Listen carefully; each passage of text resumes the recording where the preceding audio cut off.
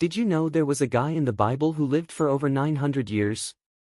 The Bible is full of jaw-dropping stories, and in today's quiz, you're going to test your knowledge with questions that uncover some truly amazing facts. Before we get started, make sure to hit that subscribe button and drop a like. It helps us keep spreading the word in a fun and educational way. And a quick reminder, if you're shopping on Amazon, use the link in the pinned comment. It helps our channel without costing you a dime. Which prophet made an axe float? A. Elijah. B. Elisha. C. Isaiah. D. Jeremiah.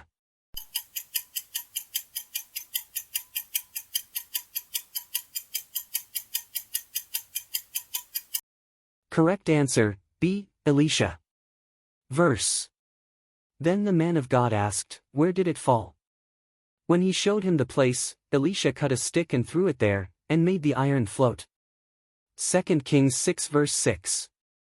This miracle happened when one of Elisha's disciples lost a borrowed axe while chopping wood, and it fell into the river. With God's help, Elisha made the axe float by throwing a piece of wood into the spot, showing God's power over natural laws. In the Gospels, what was the name of the tax collector who became one of Jesus' disciples? A. Bartholomew. B. Matthew. C. Thomas. D. Philip.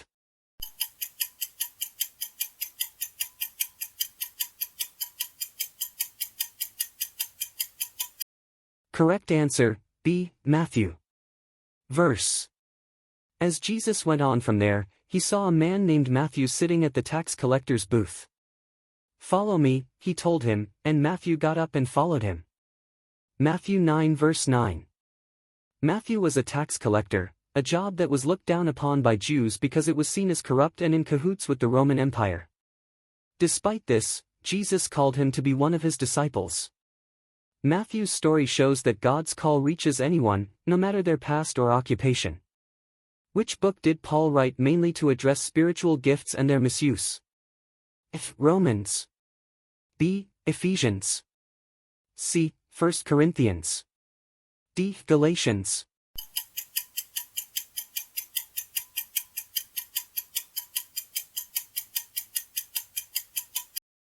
Correct answer, C. 1 Corinthians. Verse. Now about the gifts of the Spirit, brothers and sisters, I do not want you to be uninformed. 1 Corinthians 12 verse 1. In 1 Corinthians, Paul spends a good part of his letter teaching about spiritual gifts, as the Corinthian church was using them in a disorganized way, lacking love. He emphasizes that these gifts come from the Holy Spirit and should be used to build up the church.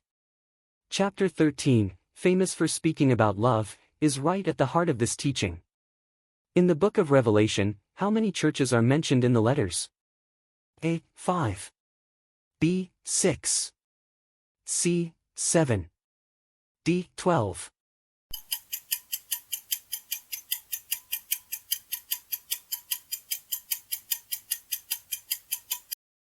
Correct answer, C. 7. Verse. Write, therefore, what you have seen, what is now and what will take place later. The 7 churches are in Asia: Ephesus, Smyrna, Pergamum, Thyatira, Sardis, Philadelphia, and Laodicea. Revelation 1 verse 11. At the beginning of Revelation, John is instructed to write letters to 7 churches in Asia Minor. These churches are symbolic and represent different spiritual realities still seen in churches today. The letters contain praise, warnings, and promises from Jesus Christ. On which day did the Holy Spirit come upon the believers, as mentioned in Acts 2? It's Passover Day. B. Day of Atonement. C. Pentecost. D. Feast of Trumpets.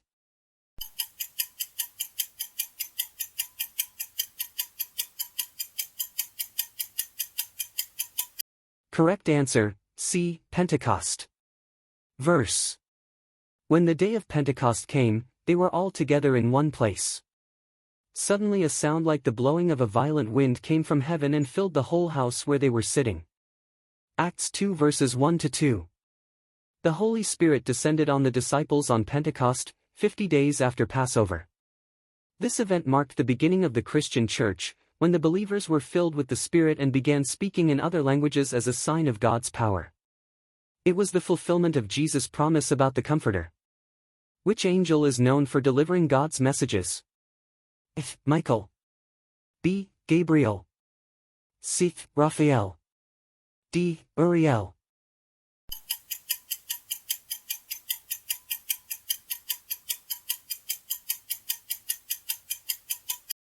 Correct answer, B. Gabriel.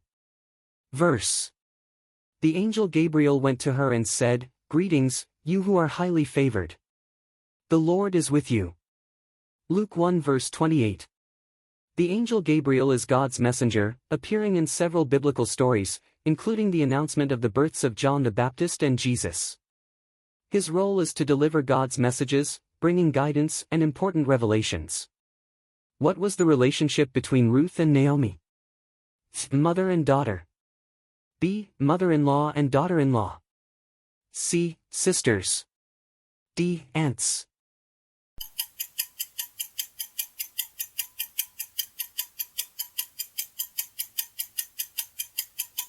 Correct answer, B. Mother-in-law and daughter-in-law. Verse. May the Lord repay you for what you have done. May you be richly rewarded by the Lord, the God of Israel, under whose wings you have come to take refuge. Ruth 2 verse 12. Ruth was Naomi's daughter-in-law. After both their husbands died, Ruth, a Moabite, chose to stay with Naomi rather than return to her homeland. Ruth made a vow of loyalty to Naomi and to the God of Israel, leading to her great story of faith and devotion, which ended with her marriage to Boaz and inclusion in the line of David. Who was the king that Esther married? Darius. B. Cyrus. C. Xerxes. D. Nebuchadnezzar.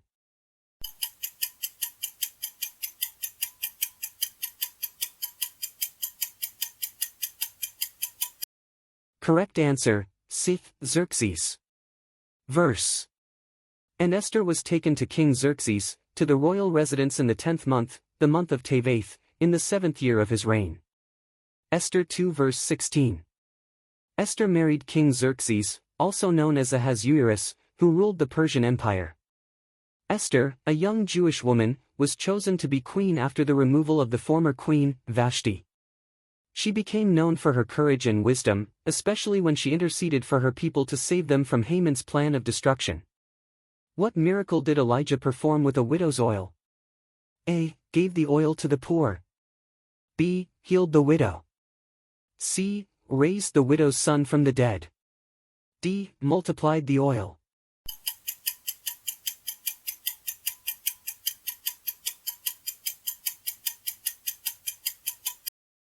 Correct answer, D. Multiplied the oil. Verse. The jar of flour was not used up and the jug of oil did not run dry, in keeping with the word of the Lord spoken by Elijah. 1 Kings 17 verse 16. During a severe famine in Israel, the prophet Elijah visited a widow in Zarephath. She was about to die of hunger with her son, as she had only a little flour and oil left. Elijah asked her to make him some bread and promised that the flour and oil would not run out until the famine was over. The miracle happened, and the widow's oil never ran out during the famine, as a sign of God's provision. What was the main reason for Job's suffering, according to the book of Job? A. A punishment for his sins.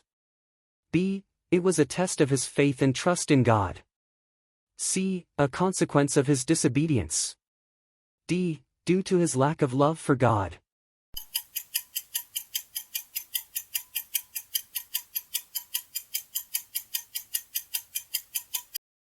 Correct answer, B. It was a test of his faith and trust in God.